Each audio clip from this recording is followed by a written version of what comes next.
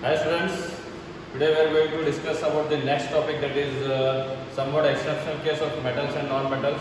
In before session we have discussed about the physical properties of metals and non-metals. Today we are going to discuss about some of the exceptional case of metals and non-metals and some chemical properties of metals and non-metals. So in that, first exceptional case is this one, mercury. Being a mercury is a metal, so metal should have the hard nature, but mercury will be present in liquid state at room temperature. Okay, so mercury will be present. See here, all metals except mercury exist as solids at room temperature. All metals except mercury exist as solids at room temperature, but mercury will exist as a liquid state. It will exist in the liquid state. Okay, being a metal, it will exist at a liquid state in room temperature. Okay, so you have observed the metals have high melting and boiling point, but mercury have low melting point. So that's why mercury, being a metal, it will present in the liquid state at room temperature. Got it? So next exceptional case is that so gallium and caesium, these are also two metals. Gallium and caesium have very low melting point. If we keep them on our palm, they will melt easily. Okay, so gallium and caesium have very low melting points.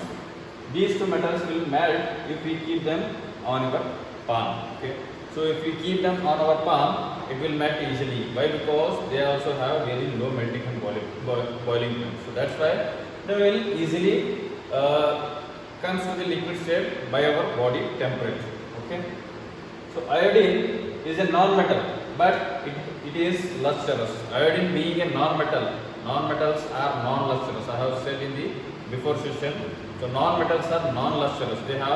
Non-metals have the opposite property to the metals. So iodine being a non-metal, but it has a lustrous property. It will shine. Okay. So next we have carbon. Carbon is a non-metal that can exist in different forms. Carbon being a non-metal.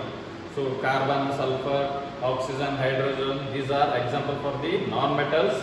Carbon is a non-metal that can exist in different forms. Each form is called an allotropy. The different forms of carbon is known as allotropy. Allotrope of carbon also we can say. So diamond and allotrope of carbon. Diamond is one type of allotrope of carbon. Diamond is one type of different form of carbon. Diamond is made up of carbon only. So is the hardest natural substance known and has a very high melting and boiling point. So diamond being a allotrope of carbon, so is the hardest natural substance. Okay, hardest natural substance, not artificial substance, but it is the hardest natural substance. So known as and have a very high melting and boiling point. So graphite also being a non-metal. Graphite is another allotrope of carbon. Graphite is also made by carbon only. So graphite, another allotrope of carbon, is a good conductor of electricity. Being a non-metal, so it has a property of metal. Okay, graphite is a non-metal, but it will conduct electricity. Being a non-metal, it will conduct electricity. This is the exceptional case of some metals and non-metals which we have seen. Okay, and alkali metals. Alkali metals means which are extracted from the earth crust. They are known as alkali metals. For example, lithium, sodium, potassium. These are known as alkali metals.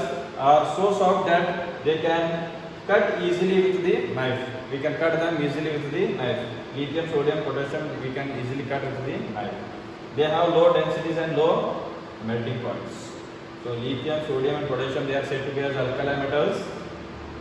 Though they are metals, they are very soft in nature. We can cut them easily by the help of knife. Okay, they have very low melting and boiling point. These are some exceptional cases which we have seen. So being a metal, it will have the property of non-metal. Being a non-metal, it will have the property of metal. These are some exceptional cases. Today we have discussed. Once again, I will repeat.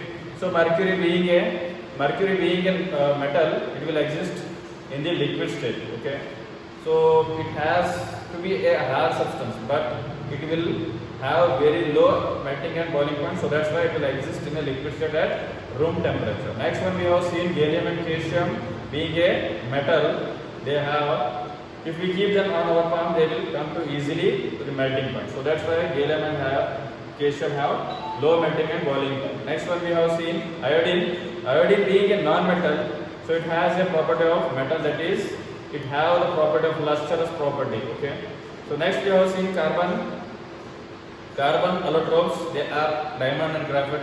Diamond is the hardest known natural substance which have high melting and boiling point. Okay. Graphite being a non-metal, it has the property of metal, that is, graphite will conduct electricity. Okay. Only non-metal which conduct electricity is graphite. Okay. Graphite will conduct the electricity. Graphite is a good conductor of electricity. Next we have seen this one, alkali metals, that is lithium, sodium and potassium being a metals. So they can be easily cut with the help of knife. So why? Because they have low densities and low melting point. So that's why. So these are the different exceptional case of metals and non-metals. And next we are having, most metal produces acidic oxides when dissolved in water. So see, most non-metals produces acidic oxides when dissolved in water. For example, if you dissolve the carbon in water or liquid substance, it will convert into the acidic oxide. For example, if you combine the carbon in water, it will convert into the carbonic oxide or carbonic acid. Okay, acidic oxide. So carbonic oxide it will convert. On other hand, most metals give rise to the basic oxide. Metals, whenever they combine with basic oxide, they will form the basic oxide. So we will be learning more about the metals oxide and this one acidic oxide in the next upcoming session. So chemical properties of metals. So we will learn about the chemical properties of metals in the following session. So for example, they have taken the different types of metals are there. First they have taken the chemical properties of metals. In that, aluminium, copper, iron, lead, magnesium, zinc and sodium. These are the different examples for the metals. What happens when metals are burnt in air? What happens when metals are burnt in air? Okay, this is the question. So in the first chapter in chemical reaction and equations, we have seen magnesium will burn. Whenever we burn the metals in air, it is going to form metal oxide. Okay. So here you can see. So almost all metal combine with oxygen to form metal oxides. If you want to burn any substance, we require oxygen. Okay. If you want to burn any substance, we require oxygen. Without oxygen, we can't burn any substance. So that's why whenever the metal combine with oxygen, so whenever the metals are burnt in air, so they form metal oxides. Okay, this is the major thing.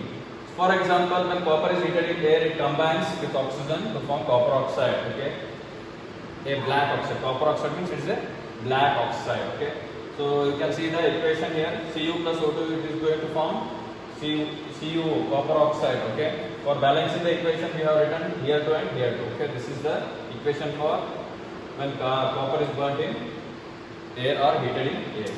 So next, similarly, another one example they have given, aluminium for aluminium oxide.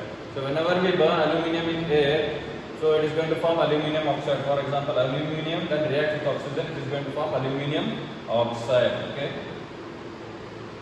So here you can see how copper oxide reacts with hydrochloric acid. We have learned that metal oxides are basic in nature. Metal oxides are basic in nature, but some metal oxides such as aluminium oxide, zinc oxide shows both acidic as well as basic behavior.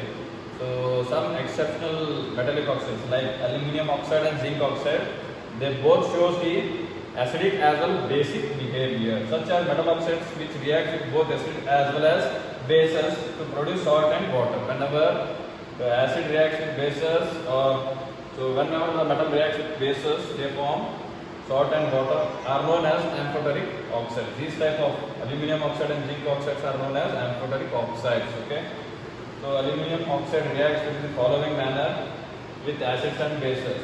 Aluminium and reacts with acid, hydrochloric acid, it is going to form aluminium chloride and water. This is the salt, one type of salt and water. Here we have seen salt and water.